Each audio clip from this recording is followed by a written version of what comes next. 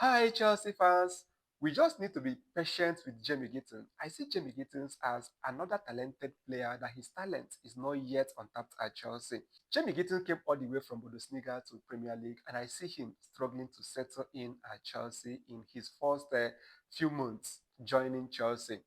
Some players are always like that. If you look at Moses Caicedo, when Moses Caicedo came into Chelsea, you know Moses Caicedo struggled throughout the first season of him joining Chelsea. Marc Cucurella is also another example of player that struggled to settle in at Chelsea.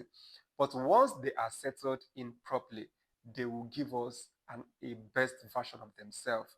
And I see Jamie Gitten in that class of player that is currently struggling at Chelsea. He's struggling to settle in at Stamford Bridge and play the way Chelsea and Enzo Maresca want him to play. But let's give Jamie Gittens time to prove himself. Earlier on, when Jamie Gittens played few matches with Chelsea, I was questioning Chelsea hierarchy and the people that was involved into Chelsea. And I was like, why did Chelsea went in for Jamie Gitten when we had a player like Noni Madueke who can play both wing and give us that fantastic performance that we always wanted to see. I was a kind of questioning that Chelsea should have not sold Noni Madueke for Jamie Gittens, that they should have kept Noni Madueke instead of getting in Jamie Gittens. But I watched Jamie Gittens play for England on that 21 competition. He was in another level. Jamie Gittens' performance in that match really impressed me. He gave an assist to our player George. Tyrique George scored a goal in that match. Not only that, Jamie Gittens provided an assist, but he was everywhere. He was a fantastic player.